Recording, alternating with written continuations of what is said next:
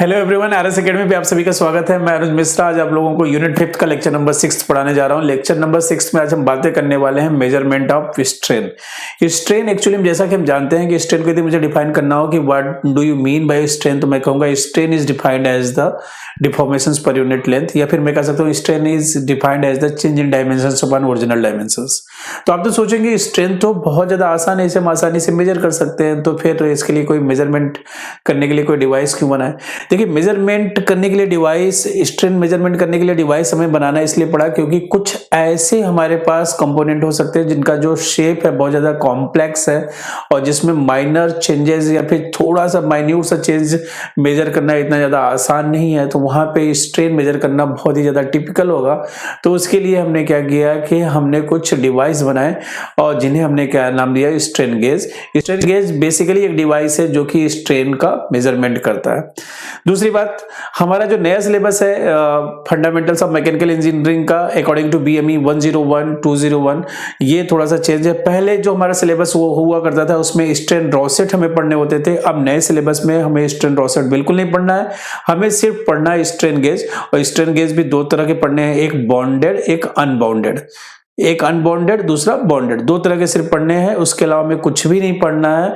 तो सबसे पहले कि ये जो यूनिट 5 का आप सिलेबस बोलते हैं कि बहुत ज्यादा लेंदी है, तो मैं आपसे यही कहूंगा माय डियर स्टूडेंट, लेंदी नहीं है, हम उसे अनसिस्टमेटिक वे में पढ़ रहे हैं इसलिए हमें लेंदी लग रहा है।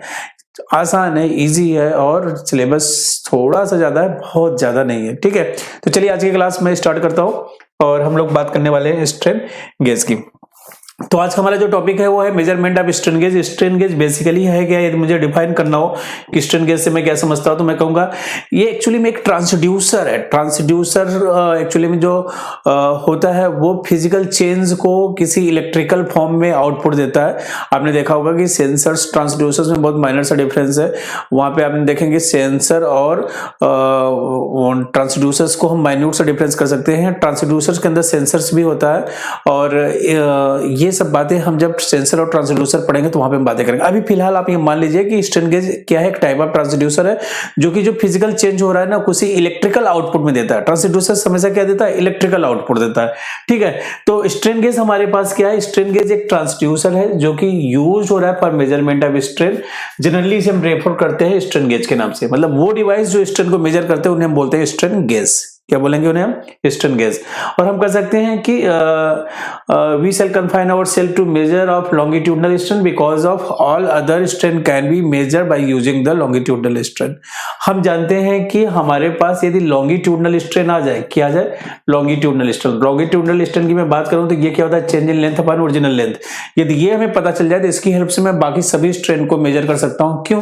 क्योंकि हम जानते हैं Poisson's ratio mu equal to जो होता है वो क्या होता है, lateral strain upon longitudinal strain. यदि हमें पॉइजन्स रेशियो पता है, लॉन्गिट्यूडनल स्ट्रेन पता है, तो क्या मैं लेटरल नहीं निकाल सकता? यहाँ पे माइनस साइन और मैं यूज कर देता हूँ।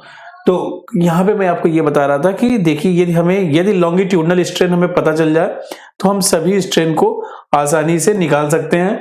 तो इसका मतलब कि हमारा जो मेन टारगेट है वो क्या है, लॉन्गिट्यूडनल स्ट्रेन को निकालना। मेन टारगेट हमारा क्या है कि लॉन्गिट्यूडनल स्ट्रेन को हम कैलकुलेट करें। यदि लॉन्गिट्यूडनल स्ट्रेन आ जाएगा तो हम आसानी से लेटरल स्ट्रेन या बाकी भी स्ट्रेन को हम आसानी से निकाल सकते हैं। तो ठीक है, तो ये बात हो गई कि हमारा मेन फोकस जो है लॉन्गिट्यूडनल स्ट्रेन को मेजर करना है। और हम कह सकते हैं कि मेन जो चैलेंज हमारे पास स्ट्रेन मेजरमेंट में है ना, वो ये है कि चेंज इन डायमेंशंस जो होता है ना, चेंज इन डायमेंशंस जो है ना वो क्या है, बहुत ही ज्यादा स्मॉल। क्या है, बहुत ही ज्यादा स्मॉल है, जिसको मेजर करना डायरेक्टली हमारे लिए थोड़ा सा टिपिकल होता है। तो इसीलिए हमें एक मेजरमेंट डिवाइस की जरूरत पड़ रही है, जिस डिवाइस को हम क्या बोल रहे हैं, स्ट्रेन गेज। ठीक है, तो हम कह सकते हैं कि चेंज इन लेंथ इतना ज्यादा स्मॉल है जिसकी वजह से डिफिकल्ट है डिटेक्ट करना ऑर्डिनरी, या फिर हम कह सकते हैं डायरेक्टली।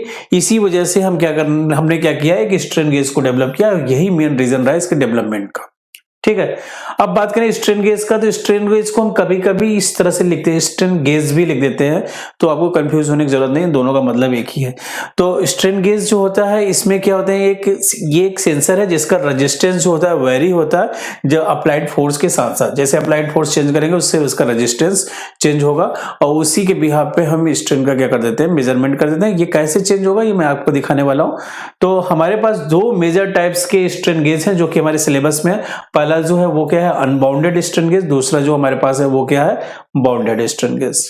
ठीक है, तो ये दो स्ट्रेन गेज को हम पढ़ने वाले हैं। तो नेक्स्ट हम टॉपिक देखने वाले हैं अनबाउंडेड स्ट्रेन गेज। ये हमारे पास एक डायग्राम है जो कि अनबाउंडेड स्ट्रेन गेज का है। अनबाउंडेड स्ट्रेन गेज की मैं बात करूं ना, तो अनबाउंडेड स्ट्रेन गेज में क्या हो रहा है कि हमारे पास ये मान लीजिए कि फ्रेम ए है, ये फ्रेम बी है, ये दोनों डिफरेंट अलग अलग फ्रेम है, और इनके ऊपर हमने क्या लगा दिया, वायर लगा दिया है। वायर को पिन की हेल्प से लगा दिया। जब हम कोई फोर्स लगाएंगे ना फ्रेम ए पे, तो ये क्या करेगा, फ्रेम ए बी के रिलेटिव में मूव करेगा, और ये जो मूव होगा तो इसकी वजह से हमारा ये जो वायर है इसके रेजिस्टेंस भी चेंज होंगे, और इसके रेजिस्टेंस जो चेंज होंगे उन रेजिस्टेंस के चेंज के बिहाफ पे हम स्ट्रेन का मेजरमेंट कर देंगे। एक्चुअली में ये रेजिस्टेंस जब चेंज होगा ना, तो व्हीट स्टोन ब्रिज का जो रेजिस्टेंस होगा वो भी चेंज होगा, और उसके बिहाफ पे हम स्ट्रेन का मेजरमेंट कर लेंगे। ये कैसे हो रहा है ये मैं आपको यहाँ दिखाता हूँ।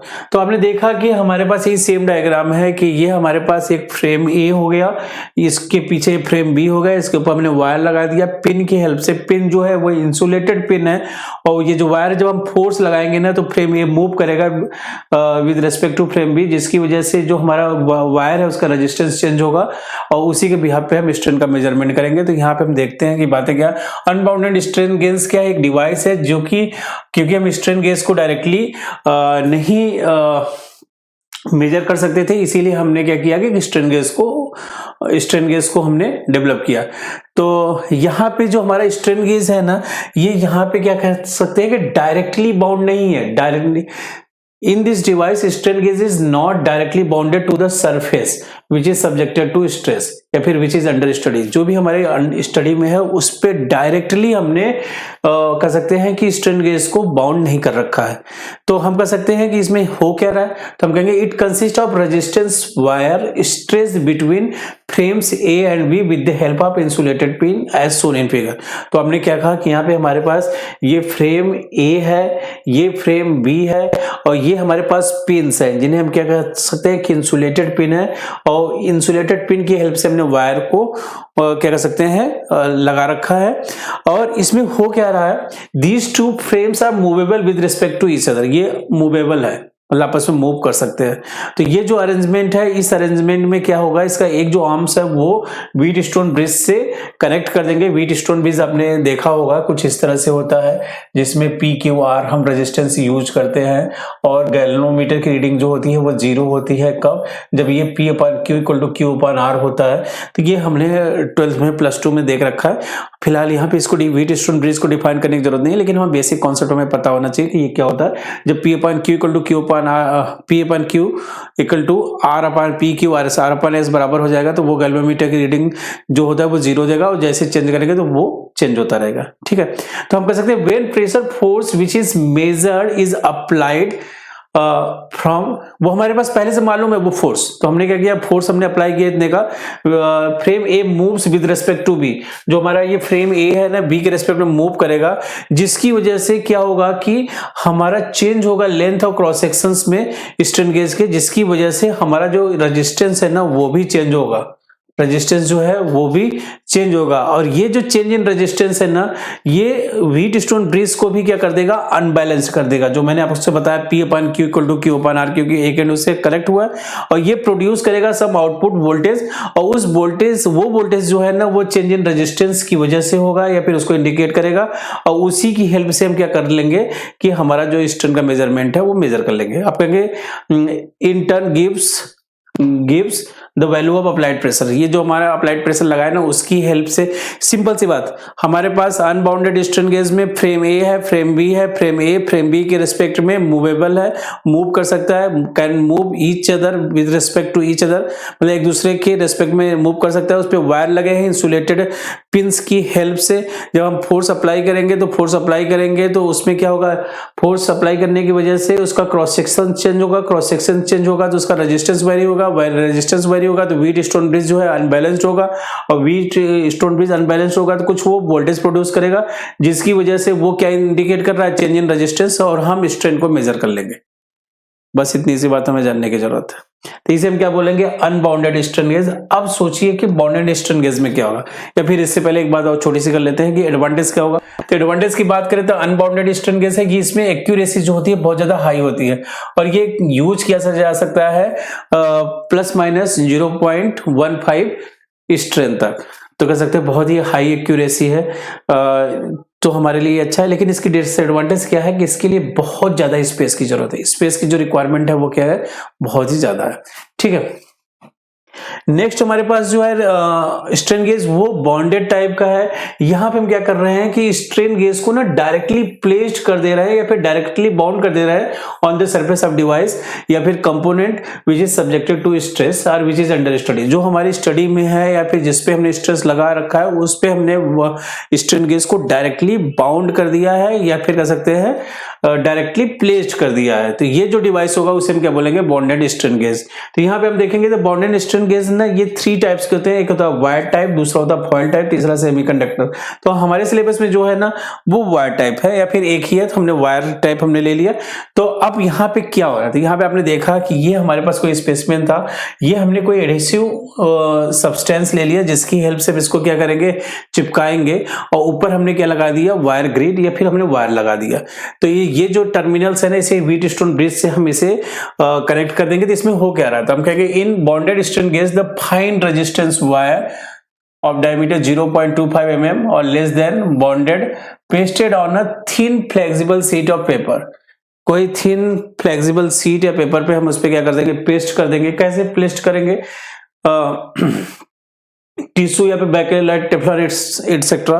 तो ये क्या करेगा कि ये जो सीट है ना डायरेक्टली अटैच्ड हो जाएगा by using adhesive to the surface of the structure whose stress or strain to be measured। जो जिस स्ट्रक्चर, जिस बॉडी या फिर जिस सब्सटेंस का हमें स्ट्रेन मेजर करना है उस पे हम इस वायर को डायरेक्टली पेस्ट कर देंगे एडहेसिव मटेरियल से या फिर उस पे चिपका देंगे।